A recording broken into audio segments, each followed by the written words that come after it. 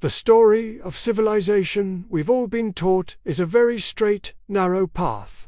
It starts in Mesopotamia, moves along the Nile, gets refined in Greece, and finally reaches its peak in Europe. It's a neat, predictable ladder of human achievement, always climbing from east to west. But what if that story is only half told? What if entire chapters, whole empires, were deliberately torn from the pages and buried beneath the sands of time? Across the vast plains, deserts, and highlands of Africa, long before the first European ships ever touched its shores, civilizations rose whose brilliance defied the limits of their age. Imagine cities carved from living rock, shimmering under the sun. Picture temples perfectly aligned with the stars, and libraries filled with priceless manuscripts on science, philosophy, and law. Think of kings whose wealth was so immense it flowed like rivers of gold. These aren't fantasies or myths, they are fragments of a forgotten reality. The evidence is there, whispered through ancient ruins, preserved in oral traditions and song, and encoded in the very soil itself. For centuries, these powerful stories lingered in the shadows of history. European explorers heard the rumors tales of magnificent cities that glowed in the desert night, of scholars who could measure the heavens with stunning accuracy, of monarchs whose power could shift global economies. But these tales were inconvenient. They didn't fit the convenient narrative of Africa as a silent, primitive continent just waiting to be discovered. And so, silence became a weapon. The memory of these great empires was systematically erased. Their monumental ruins were misattributed to foreign builders. Their vast libraries were dismissed as mere legends. Yet, silence cannot bury the truth forever. Beneath the golden sands of Mali, beneath the granite cliffs of Ethiopia, and beneath the sprawling grasslands of Zimbabwe, the evidence endures. Stone by stone, manuscript by manuscript, a chorus of forgotten voices is rising, demanding to be heard once again.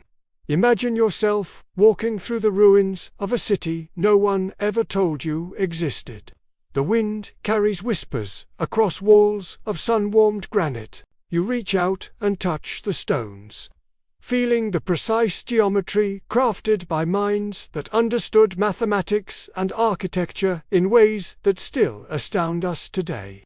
In the distance, the horizon burns not with myth, but with history. This isn't about rewriting the beginning of civilization, it's about finally remembering it in its entirety. So, why were these incredible stories hidden? Because acknowledging them would shatter the very foundation of the Eurocentric tale we've all been fed. To admit that Africa was not the dark continent described in explorers' journals, but a luminous one rich in science, spirituality, and sophisticated statecraft, would demand that we rewrite history itself. It would force us to ask uncomfortable questions about power, narrative, and who gets to define the past. Tonight, we begin to lift that veil. We will walk through ruins that we're told shouldn't exist, hold manuscripts that refused to burn, and listen to songs that outlived conquest. The question is no longer if these empires existed. The real question is why their memory was forbidden. Because history isn't just about what was written down, it's about who was allowed to hold the pen. And for far too long, Africa's voice was silenced. Now, at last, the dawn returns. Join us as we uncover these lost worlds. When you think of ancient empires on the Nile, your mind probably jumps straight to Egypt, the pharaohs, the golden tombs, the great pyramids at Giza. But what if I told you that was only the beginning of the story? That beyond Egypt's familiar borders, other powerful kingdoms rose, thrived, and even conquered Egypt itself, only to be pushed into the shadows of history. Today, we're uncovering the forgotten empires of the Nile, Kush, Nubia, and Axum. Our journey begins in what is now northern Sudan, where the kingdom of Kush flourished long before Rome had emperors. At its heart was the city of Kerma, a powerhouse of warriors and master craftsmen. Archaeologists have unearthed vast burial mounds here, some longer than a football field, filled with exquisite pottery, jewelry, and finely worked gold. These tombs aren't just graves. They're monuments to a society that was rich, organized, and fiercely independent. When Egyptian armies marched south for gold and glory, the Kushites didn't just surrender, they fought back. Over centuries, they resisted, adapted, and eventually reversed the tide. They took Egyptian writing and art and made it their own, a symbol not of submission, but of power. And then, the unimaginable happened. The conquered became the conquerors. During Egypt's 25th dynasty, Kushite pharaohs, the so-called Black Pharaohs, ruled the entire Nile Valley. From their capitals at Napata and Meru, kings like Pi and Taharqa wore the double crown, commanding a vast territory from the Mediterranean deep into Africa. At Jebel Barkal, you can still see their legacy today. Colossal granite statues gaze across the desert, their features unmistakably Africana, powerful defiance against centuries of erasure. These kings weren't just imitating Egypt, they saw themselves as restorers of its ancient glory, rightful heirs to its legacy. Further south, in the red desert of Nubia, another incredible chapter unfolds. Here, at the royal city of Meru, the horizon is pierced by a forest of pyramids.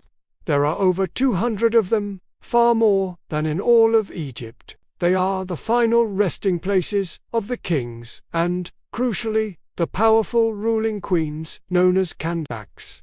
But Mero's true secret lay beneath the sand, massive iron furnaces.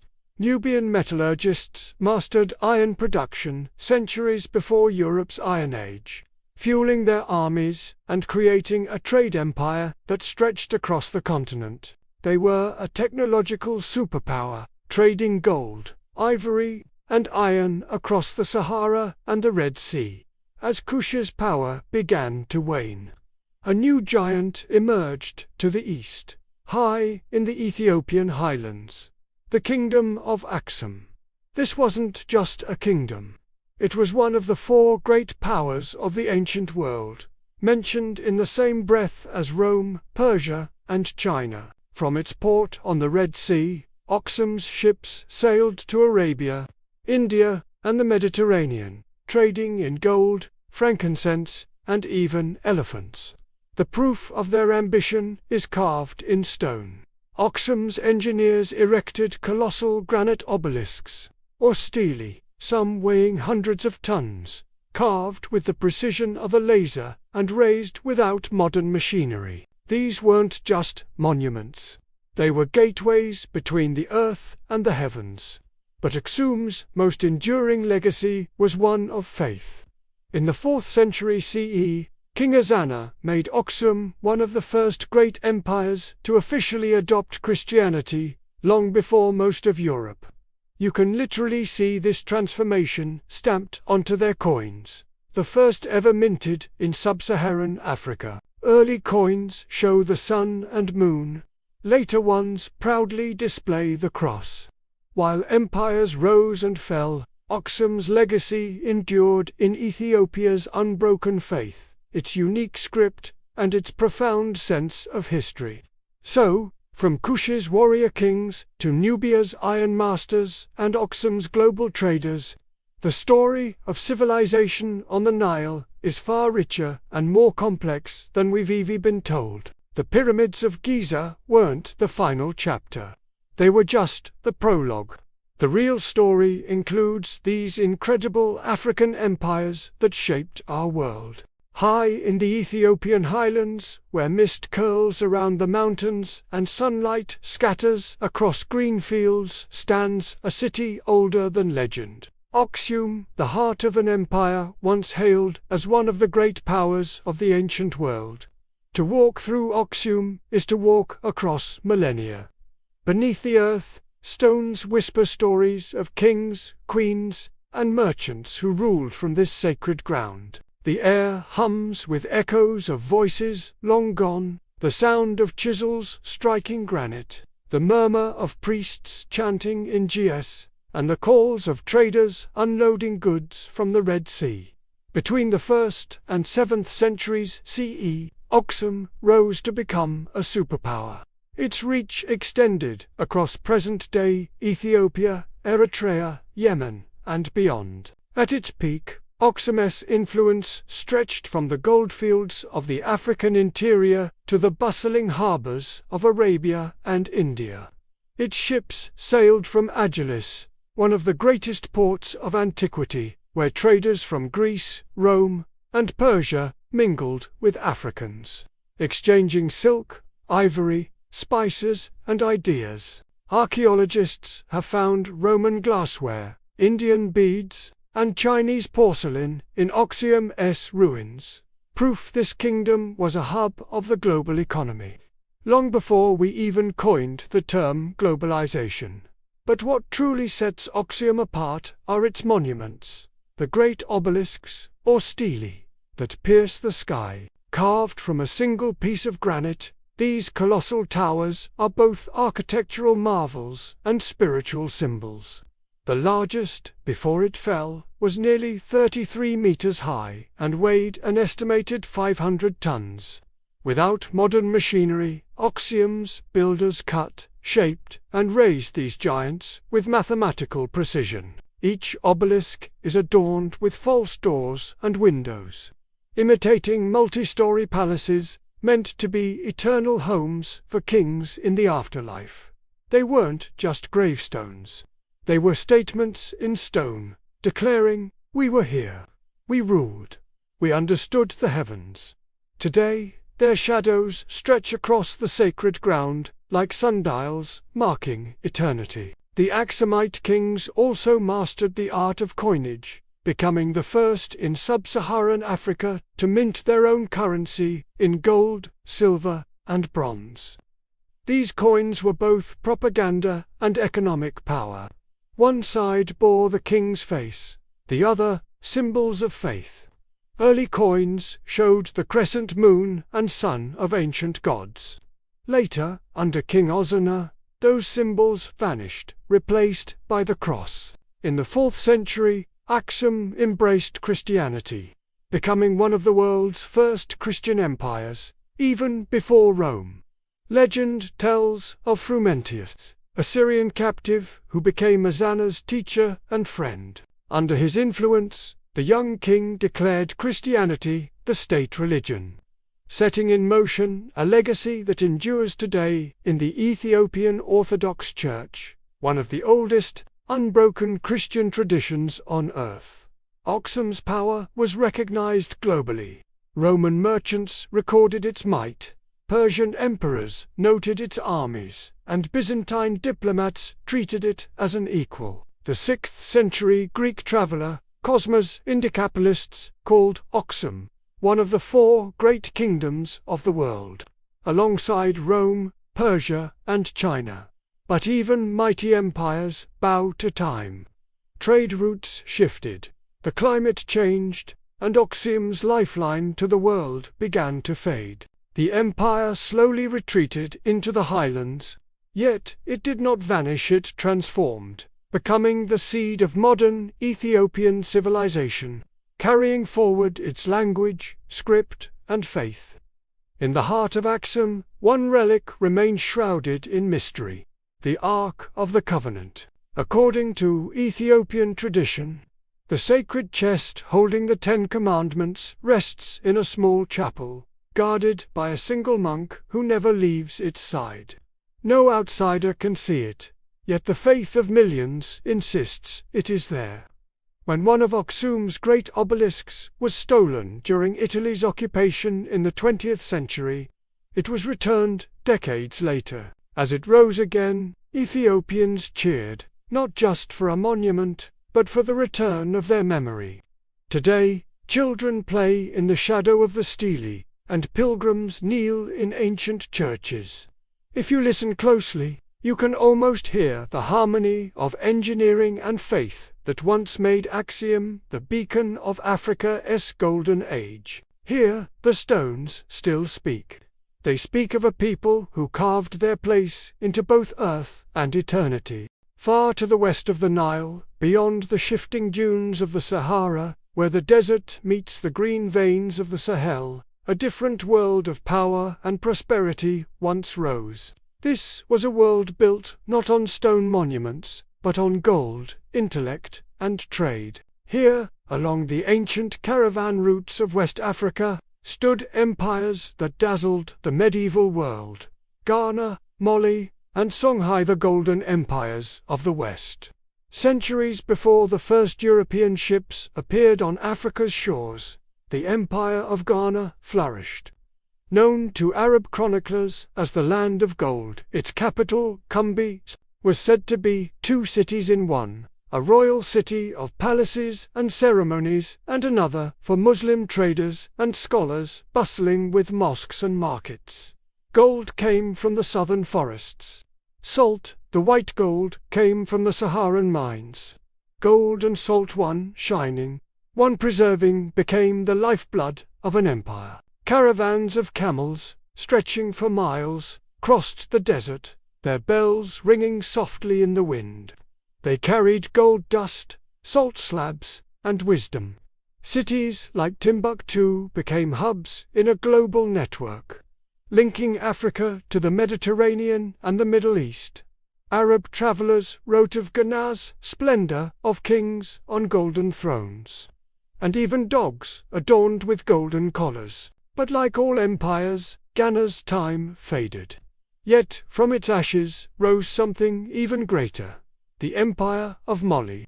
Founded in the 13th century by the legendary Sundiata Keita, Mali became a vast dominion of abundance, learning, and law.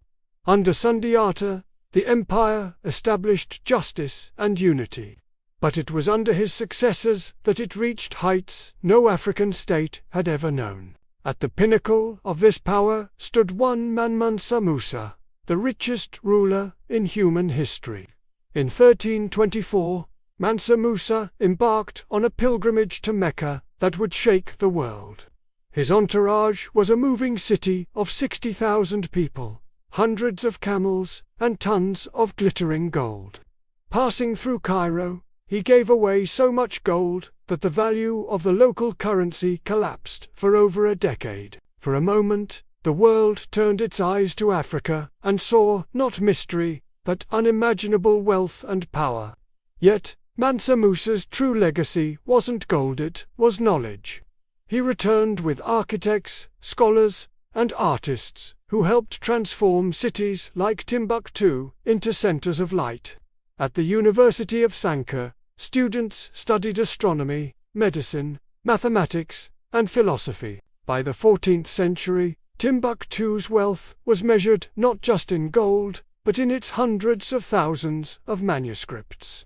After Mali's golden age came the Empire of Songhai, which rose in the 15th century under rulers like Askia the Great. He built an empire so efficient it astonished its enemies, transforming Songhai into a model of administration and scholarship, with Timbuktu remaining its intellectual heart. So, from Ghana to Mali to Songhai, the story of West Africa is a chronicle of innovation, wealth, and intellect. When Europe was navigating the Middle Ages, these empires thrived. The 14th century traveller Ibn Battuta was astonished to find a land of justice, security, and respect for law. The famous image from the 1375 Catalan Atlas, a black king, holding a golden nugget, wasn't myth. It was acknowledgement. In that age, Africa sat not on the margins of the world, but near its center. The golden empires of the West prove that Africa was not a continent waiting for civilization, it was one of its cradles. Their power came from connection, faith, and learning. And though the sands of time would bury their cities, their light has never truly gone out. If you listen closely, the desert still hums with the echoes of caravans and the ring of gold against stone. This was Africa's golden age of truth, hidden in plain sight. The year is 1324. Imagine the Sahara Desert, not as an empty wasteland, but as a river of gold. A colossal caravan, 60,000 strong, moves across the shimmering dunes. At its head rides a man whose name will become a legend. Mansa Musa, Emperor of Mali, the richest person who has ever lived. He wasn't marching to war or to conquer. His destination was Mecca. His purpose was faith. But this journey would become something much more. It was a declaration to the world that a powerful, prosperous, and wise civilization thrived in the heart of Africa. Eyewitnesses in Cairo would later describe the sight as something from a dream. The caravan stretched beyond the horizon, a moving city of soldiers, scholars, and servants. Hundreds of camels, each carrying hundreds of pounds of pure gold dust and ingots, marched under golden banners. When Mansa Musa entered Cairo, the city stopped in its tracks. He was so generous, distributing gold so freely to the poor and in the markets, that he single-handedly caused an economic crisis. The value of gold in Egypt plummeted and didn't recover for over a decade. Historians wrote with astonishment, "The king of Mali has flooded Cairo with gold." But this wasn't about showing off. For Musa, wealth was a trust from God, meant to be shared. He built mosques at every stop, funded scholars, and left communities forever transformed by his generosity. When he finally reached Mecca, he stunned the Islamic world, not just with his wealth, but with his intellect, humility, and deep faith. He spoke of Mali, a kingdom of bustling cities, vast libraries, and profound justice. To the Arab chroniclers, this was a revelation. Africa wasn't a distant, unknown land. It was a vibrant center of civilization. Mansa Musa's return journey was as transformative as his departure. He didn't just bring back fame, he brought back knowledge. He invited architects, poets, and jurists from across the Islamic world to come to Mali. One of them, an architect named Abu Ishaq al-Sahili, introduced revolutionary building techniques. Under Musa's patronage, cities like Timbuktu and Gao blossomed. He commissioned the Great Zimbabwe Mosque in Timbuktu, a masterpiece of earth and clay that still stands today. Breathing with the rhythm of the desert, a testament to African ingenuity and faith. Timbuktu became the intellectual heart of the continent. The University of Sankara attracted students from all over the world to study astronomy, medicine, law, and philosophy. In an age when Europe was just emerging from its own dark ages, Timbuktu was a beacon of light, where manuscripts, not monuments, were the true measure of a society's greatness. Mansa Musa redefined what wealth meant. Gold was temporary, but knowledge, community, and faith, that was true, lasting prosperity.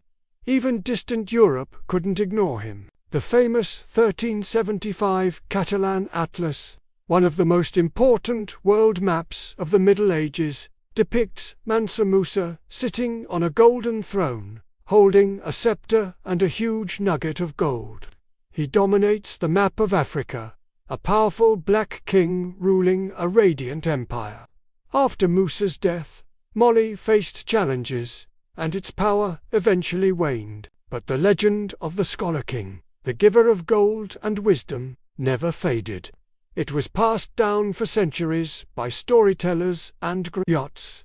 Even now, some say that when the desert wind blows just right, you can still hear the echo of that great caravanthar jingle of gold, the hum of prayer, and the steady beat of drums. Mansa Musa's journey was a bridge between continents, between faith and wealth, between history and myth. It was a message written in golden footsteps across the sand.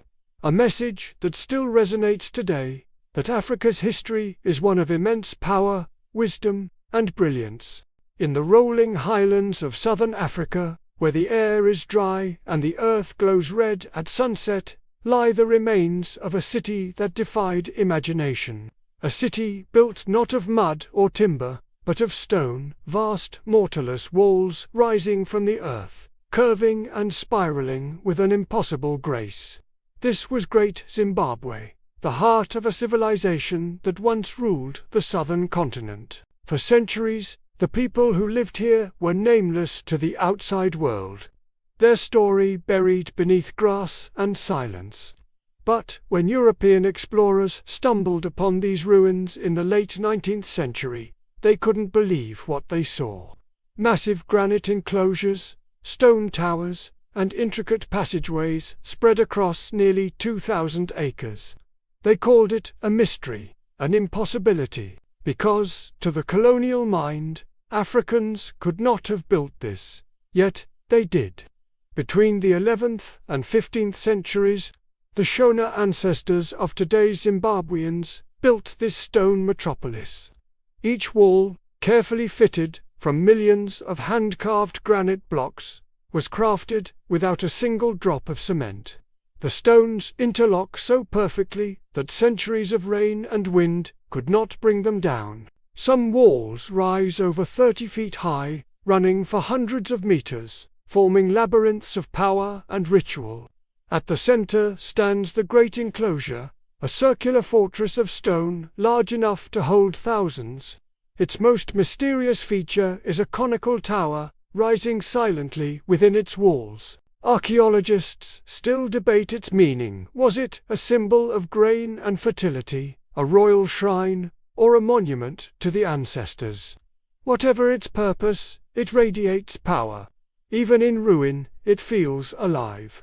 Beyond the great enclosure lies the hill complex, a natural fortress of granite boulders transformed into a royal sanctuary. Stone stairways wind between cliffs, leading to terraces that once held altars and courtyards. From this height, kings watched over their city, the distant plains, and the smoke rising from villages below. At night, bathed in silver moonlight, Great Zimbabwe must have shimmered like a city of stars fallen to earth. This was no isolated kingdom. Excavations have revealed Chinese porcelain, Persian glass, and Arabian coins. The people of Great Zimbabwe were master traders. Their gold and ivory traveled to the Swahili coast, and then on to Arabia, India, and even China, bringing back silk, glass, and spices in return. This African city was a vital hub in a vast global network. But perhaps the greatest treasures were made right here. Intricate gold ornaments, iron tools, and the famous Zimbabwe birds. 8 sculptures carved from soapstone, part eagle, part human, perched on pillars, guardians, royal symbols. Their true meaning is still debated, but today, this bird is the proud emblem on Zimbabwe's national flag, a link between ancient sovereignty and modern identity. At its peak, the city's population may have reached 20,000, one of the largest in sub-Saharan Africa. This was not a myth. It was a metropolis. And yet, when colonizers like Cecil Rhodes arrived in the late 1800s, they refused to believe the evidence before their eyes. They insisted it must have been built by outsiders, Phoenicians, the Queen of Sheba, anyone but Africans. To admit otherwise would be to confront the lie at the heart of colonialism, the belief that Africa had no history, no science, no civilization of its own.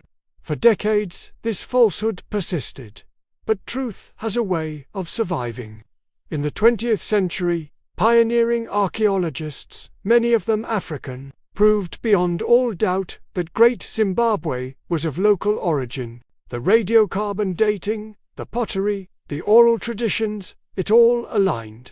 This city was built by Africans, for Africans, centuries before the European Renaissance. The name itself, Zimbabwe, comes from the Shona phrase, Jimba Dezamab, meaning houses of stone. From this name, the modern nation was reborn, reclaiming not just its land, but its truth. Today, Great Zimbabwe stands as a symbol of resilience, a monument to a civilization that refused to be erased.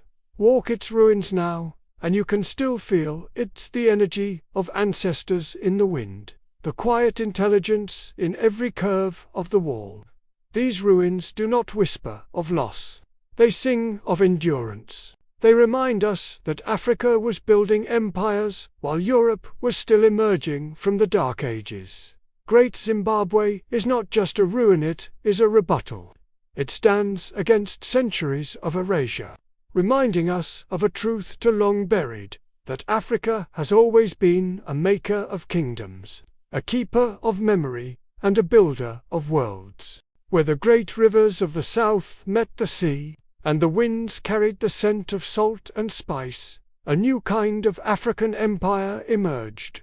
This empire spoke not in stone or gold, but in the language of trade, navigation, and exchange.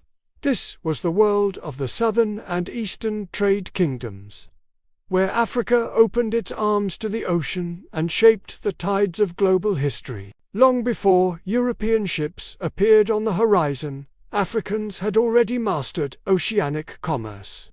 The monsoon winds, steady and predictable, carried their elegant dhows across the Indian Ocean. With each season, traders journeyed from Mozambique and Kilwa and Mombasa to Arabia, Persia, India, and even China. These routes weren't new.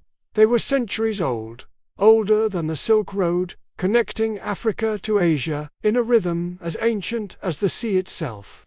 In the far south, even before Great Zimbabwe rose, there was Mpongabwe, on a hill overlooking the Limpopo River. The ancestors of Great Zimbabwe built their first stone citadel in the 11th century. Archaeologists there uncovered gold jewelry, glass beads, and ivory, clear signs of a people engaged in long-distance trade. At the heart of their discoveries was the golden rhino, a small sculpture of hammered gold, no bigger than a hand, yet symbolizing immense sophistication. It was found buried with a ruler, suggesting a belief in divine kingship. The golden rhino remains one of Africa's most powerful icons, delicate, radiant, and eternal. When Mapanubui's prosperity faded, it passed its crown northward to Great Zimbabwe, continuing an unbroken chain of civilization. But while the interior flourished, the coasts were transforming into something equally extraordinary. The Swahili city-state, stretching from modern-day Somalia to Mozambique, these weren't kingdoms ruled by a single emperor, but a constellation of independent city-states, each a jewel on Africa's eastern shore. Lamu, Mombasa, Pate, Zanzibar, Sofala, and Kilauea Kisiwani, names that once lit up the maps of Arab and Chinese sailors. Their architecture was unique, a blend of African artistry with Arabian and Persian design, seen in their coral stone palaces, arched doorways, and intricate carvings. At their heart lay Kilwa, the crown of the Swahili world. By the 13th century, Kilwa was a city of astonishing wealth. Its merchants controlled the gold trade flowing from the interior, gold mined in Zimbabwe and shipped north to Arabia and India. The Moroccan traveller Ibn Battuta, who visited in the 14th century, called it one of the most beautiful cities in the world. Kilwa's power was not in armies, but in its mastery of connection. Its people, the Swahili, were the living embodiment of exchange. Their language, Kiswahili, was born from the meeting of Bantu roots and Arabic rhythm, a linguistic tapestry that still binds East Africa today. Their faith, Islam, arrived not by conquest but by conversation, carried by traders and scholars who saw opportunity and kinship in Africa. The Swahili cities were cosmopolitan long before the word existed. African merchants negotiated in Arabic. Indian traders set up shops in coral harbors. Persian architects designed mosques, and Chinese porcelain adorned dining tables. In Kilwa's port, a sailor could find goods from 3 continents in a single market. Excavations have unearthed Ming Dynasty ceramics in Kilwa and Chinese coins in Kenyan ruins. Proof that East Africa's reach extended all the way to the Far East. The great Chinese admiral Zheng He even visited these ports with his colossal fleet in the early 15th century. But, as the 15th century drew to a close, another tide began to rise. From the west came ships unlike any the Swahili had seen before. Portuguese caravels, bristling with cannons. They came not to trade, but to take. The Portuguese sacked Kilwa, Mombasa, and Sofala, seizing their gold and their roots, breaking the ancient rhythm of the Indian Ocean trade. Centuries of balance collapsed into centuries of domination. Yet the stones of the Swahili coast still whisper their defiance. Walk among the ruins of Kilwa Kisawani today, and you can feel the hum of the world that once was. You can almost hear the call to prayer, mingling with the crash of waves and the murmurs of traders bargaining in a dozen tongues. This was not a world of isolation. It was a world of connection, of African genius in dialogue with the globe. It proves that Africa was not at the edge of civilization. It was one of its beating hearts. From Mapungubwe's hilltop gold to Kilwa, Issa coral palaces, the continent pulsed with innovation, wealth, and exchange. Africa wasn't waiting to be discovered. It was already discovered by its own people and by the winds of the world. And though empire and colonization would later seek to silence these stories, the sea still remembers. Every wave that crashes on the Swahili shore carries with it a fragment of that forgotten song. A reminder that Africa's horizons have always extended far beyond its shores. In the heart of the vast Sahara, where the sun scorches the dunes by day and the stars freeze the desert by night, there once stood a city of scholars. It was a place where the written word was more precious than gold, and where learning was the true measure of power. Its name still shimmers in legend. Timbuktu, the city of books, wisdom, and light. For centuries, Europeans whispered its name like a myth, imagining a city paved in gold, hidden beyond the sands.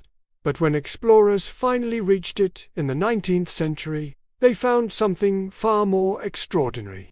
Not streets of treasure, but libraries, filled with manuscripts written in elegant Arabic calligraphy, bound in leather and illuminated with knowledge. Here, on the edge of the desert, Africa had built a university city that rivaled the greatest centers of learning on earth. Timbuktu's story begins with trade and with faith. By the 12th century, it became a vital stop for the great trans-Saharan caravans. Camels carried salt from the Sahara, gold from the forests, and, most importantly, books from the north. But trade brought more than goods, it brought ideas. Scholars, jurists, and poets settled in the city, and soon Timbuktu became the beating heart of Islamic scholarship in West Africa. At its height in the 15th and 16th centuries, under the Songhai Empire, the city was home to 3 great universities, Sanka, Jingaraba, and Sidi Yagand, over 180 schools. Tens of thousands of students traveled from as far as Egypt and Nigeria to learn under masters of law, astronomy, mathematics, medicine, and philosophy. The city became a living manuscript, its streets alive with debate, its libraries glowing with lamplight, late into the night.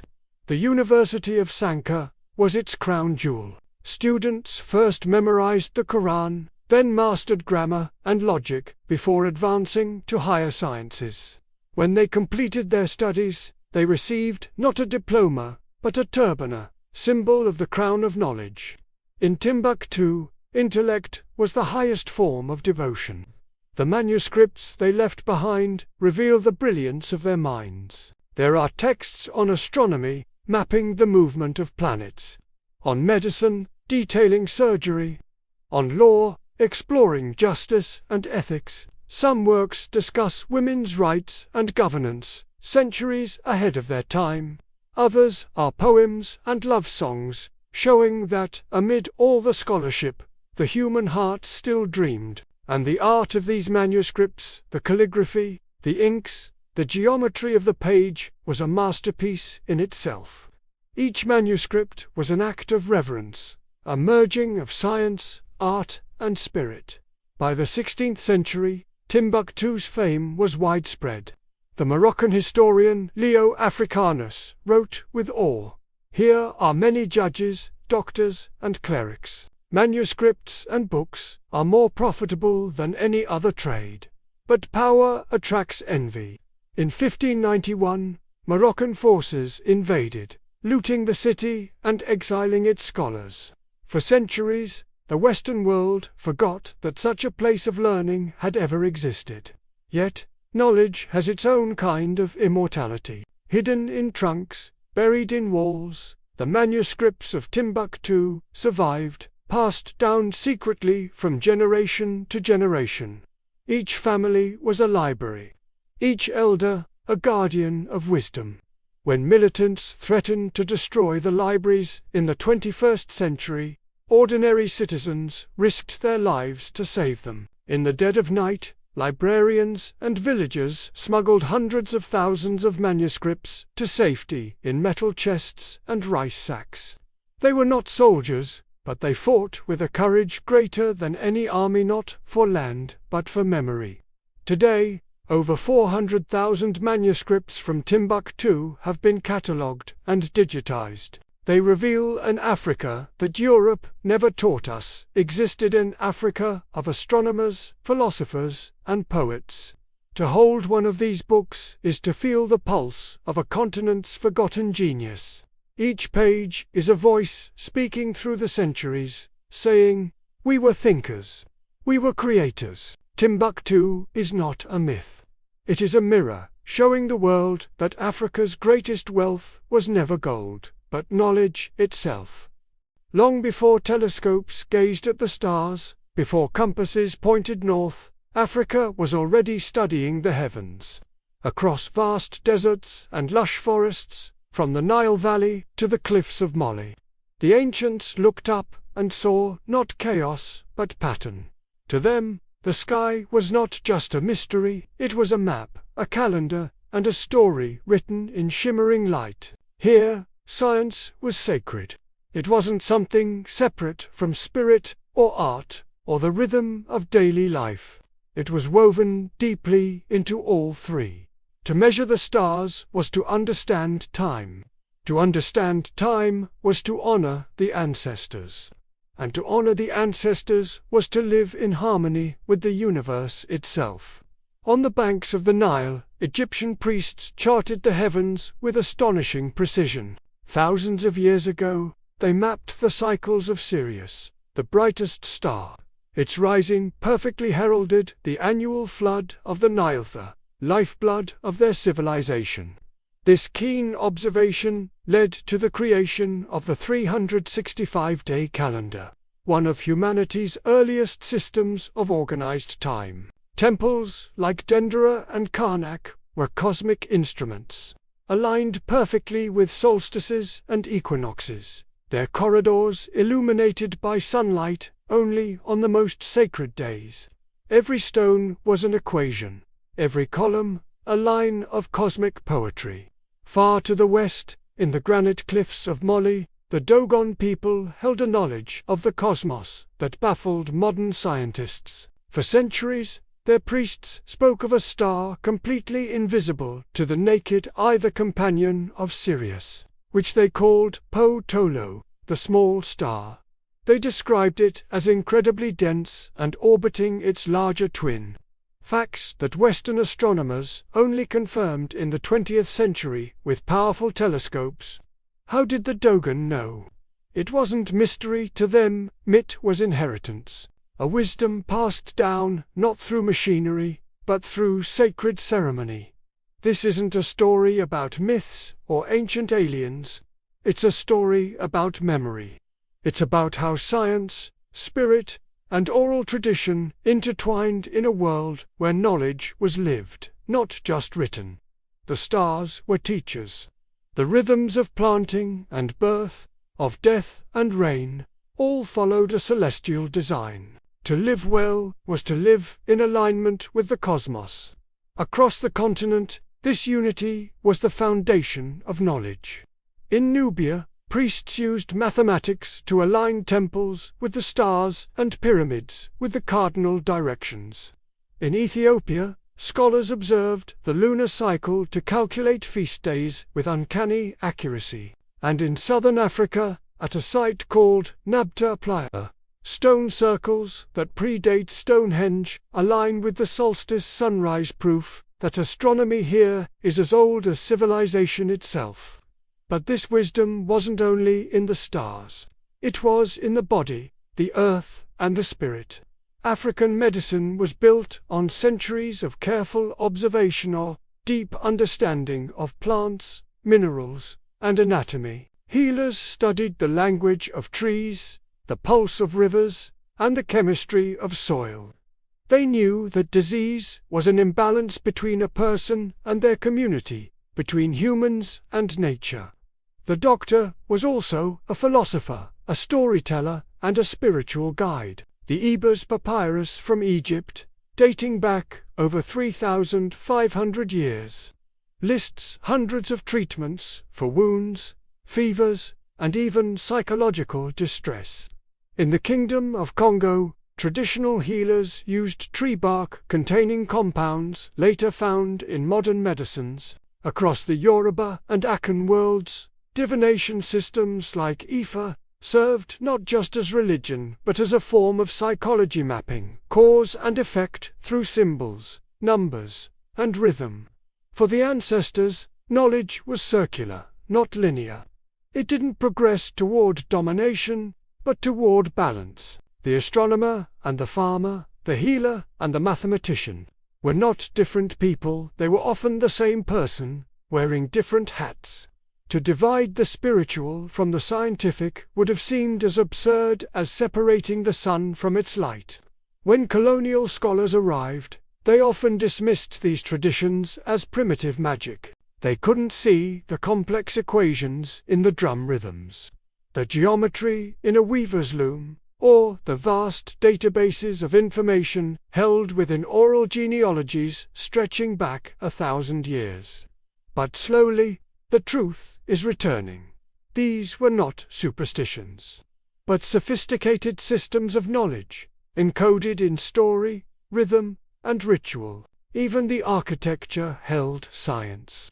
The Sudano-Sahelian style of West Africa, with its thick mud walls and timber beams, was more than art. It was brilliant environmental engineering.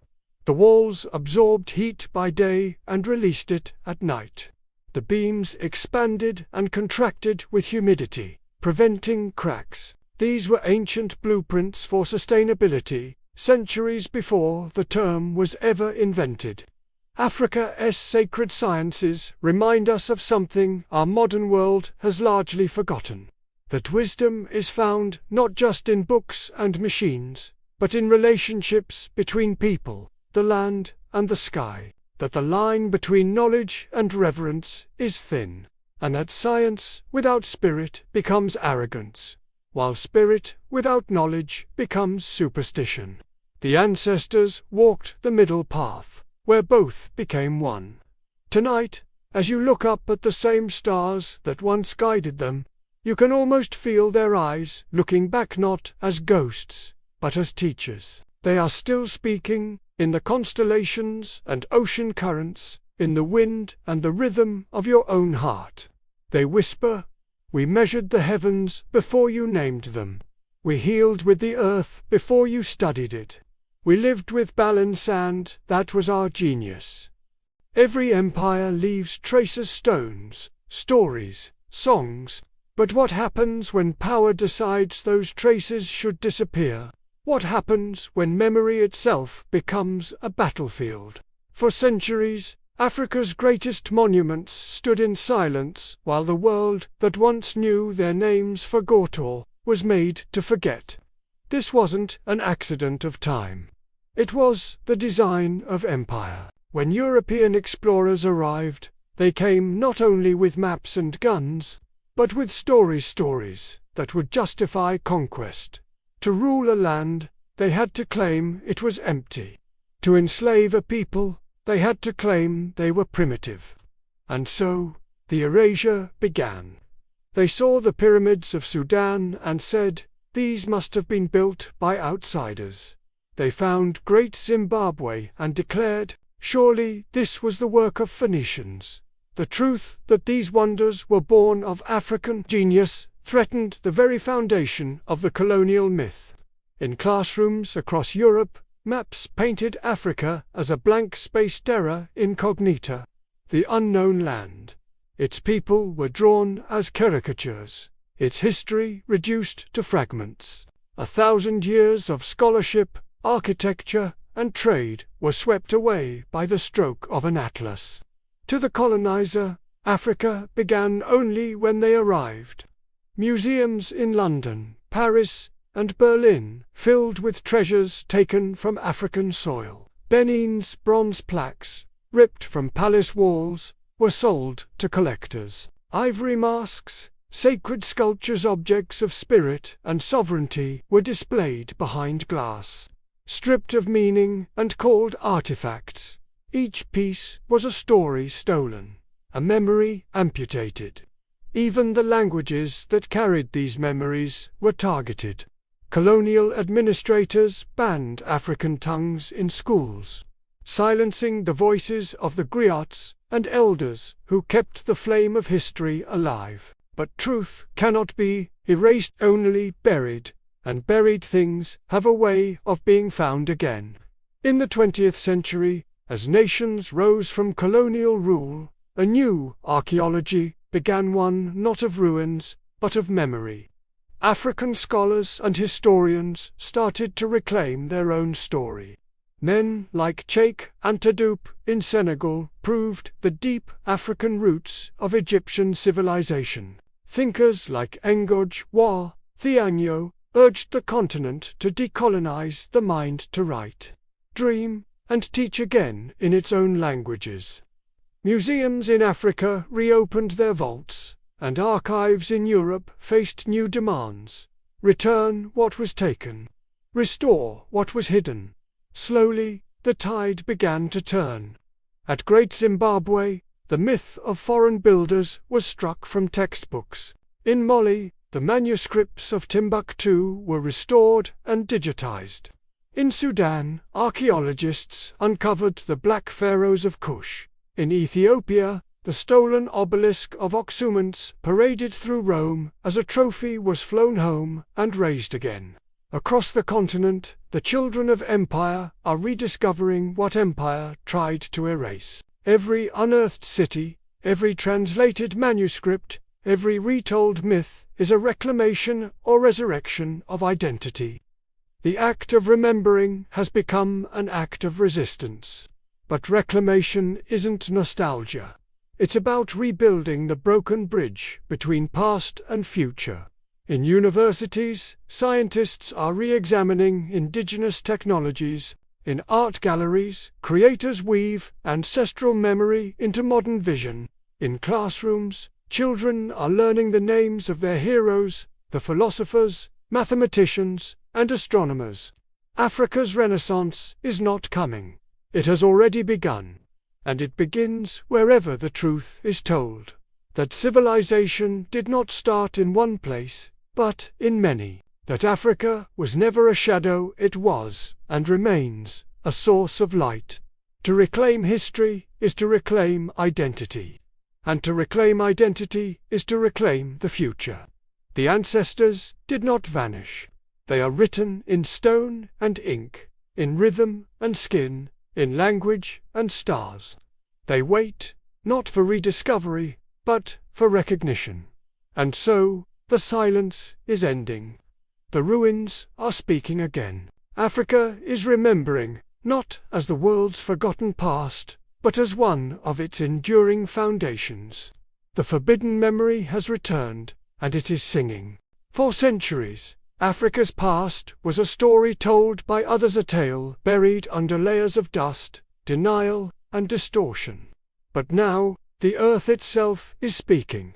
The whispers of griot songs, the legends passed down through generations, are finally being confirmed by science, technology, and truth.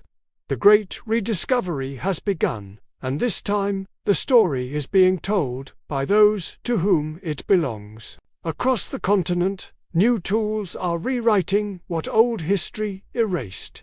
Archaeologists, linguists, and geneticists are finding evidence that echoes what oral historians have said all along. Africa was never an isolated continent. It was a living, breathing engine of civilization, innovation, and global exchange. In the heart of the Sahel, satellite imaging and LiDAR scans are peeling back the desert sands to reveal what they've hidden for millennia. The ghostly outlines of forgotten cities, caravan routes, and irrigation systems stretching across Mali, Niger, and Chad. These aren't just ruins. They are the veins of a thriving network of trade and culture that once turned the Sahara into a bustling crossroads. Meanwhile, in Sudan, excavations at sites like Gebel Barkal are unearthing the tombs of Kushite pharaohs. Their inscriptions confirm what was long denied, that black African kings ruled the Nile Valley and were central to the story of ancient Egypt. Modern 3D scanning is now preserving these monuments, creating living archives for the world to see. In West Africa, archaeologists are mapping the Niger River Valley and finding traces of vast medieval settlements that shatter every colonial myth about urban Africa. Long before Europe's industrial cities rose, Gengeno, in modern-day Mali, was a thriving metropolis of clay brick homes, artisans, and traders.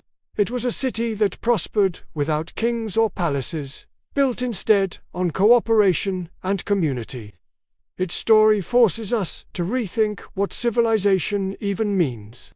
And beneath Africa's soil, the past still breathes. DNA analysis is now confirming migration patterns and lineages that perfectly match the oral traditions passed down in songs and stories for generations. And let's not forget, the story of humanity itself begins here. The bones of Australopithecus, the footprints at Latoli, the fossils in South Africa's Rising Star Cave, they all point to the same profound truth. Africa is not just the cradle of civilization, it is the cradle of all humanity. We are rediscovering just how advanced these ancient societies were. LiDAR scans over the Congo Basin have revealed structured road systems and farms hidden beneath the jungle canopy. In Nigeria, digital reconstructions of the Benin bronzes show metal casting techniques so sophisticated they surpassed European metallurgy of the same era. Every new discovery adds another thread to a tapestry that was never truly lost, only misread.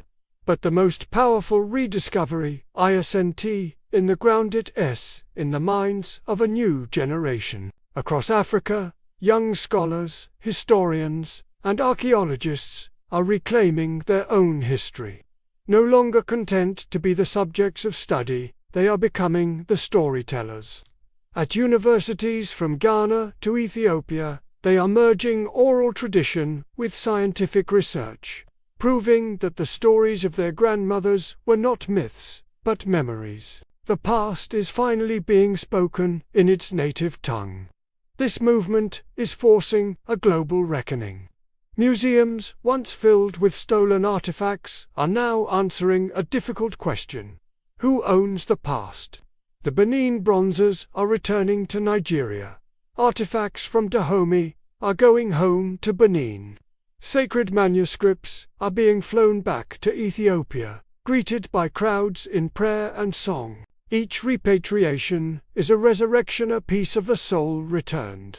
Today, young Africans are walking among these ancient ruins, not as tourists, but as heirs. They read hieroglyphs once dismissed as foreign, and see their own reflection. They stand before statues of forgotten queens and kings, and see their own faces carved in stone. For too long, Africa's story was framed as a tragedy. Now it is being retold as it always should have been, a story of endurance, of brilliance, of rediscovery, and of triumph. The earth is remembering. The archives are awakening. The forbidden memory is forbidden no more. It is alive. The ruins have spoken. The manuscripts have been found. The silence has broken. Now begins the rebirth. Across the continent, a new generation is awakening. They walk with the ancestors behind them and the horizon before them. They are the children of reclamation, the heirs of civilizations once silenced, and they are not asking for permission to remember. They are building from that memory. Africa's story is entering a new chapter, one written not in the margins of someone else's book, but in its own language, on its own terms. From Nairobi to Lagos, Dakar to Addis Ababa, innovation hums like a drumbeat. Satellites orbit above the same skies where Dogon astronomers once mapped the stars. Solar fields bloom where ancient farmers once followed the sun. Architects are reviving mud brick and coral stone designs that breathe naturally with the climate, blending ancestral engineering with modern sustainability. In every field, from science to art to technology, Africa is turning its oldest wisdom into its newest power. In Ghana, scientists use traditional plant medicine to develop cutting-edge pharmaceuticals. In Kenya, engineers build solar grids that echo ancient ideas of shared energy, light for all, not wealth for few. In Ethiopia, linguists preserve Gia's manuscripts while creating digital archives, ensuring that Africa's voice is not just translated, but spoken. In Nigeria, filmmakers resurrect mythology in cinema. Yoruba, Igbo, and Hausa gods reborn on the screen. And from Mali, the music of griots still travels across borders. The same songs that once guided caravans now stream across the world. This is not nostalgia. This is evolution, a bridge between the old and the new.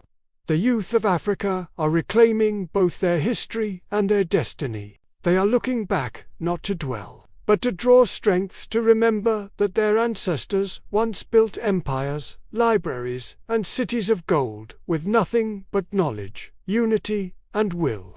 Now, they wield laptops and satellites, but the rhythm is the same. They are building again, not for empire, but for empowerment. The Pan-African Renaissance is not an idea. It is a movement. Across universities, artists, studios, and research labs, Africans are reweaving their narrative. Writers speak in the tongues that colonial schools once silenced. Historians restore the names erased from the record. Philosophers reinterpret the wisdom of Mat, Ubuntu, and Sankofa, the principle of returning to the past to move forward, because Sankofa is the key to this rebirth. It teaches that progress isn't running away from your roots, it's growing deeper into them. It is remembering that the future is a continuation, not a correction. That Africa's light was never extinguished, it was only hidden behind the smoke of conquest. Now it burns again. You can see it in the architecture of Dakar's Museum of Black Civilizations, where artifacts once stolen now stand beneath skylights shaped like suns. You can hear it in the voices of poets in Johannesburg, speaking of identity not as pain, but as power. You can feel it in the hum of African-made electric cars and in the rhythm of Afrofuturist art that imagines galaxies through African eyes. The world is listening. And more importantly, Africa is listening to itself. The old dichotomy between tradition and modernity is dissolving.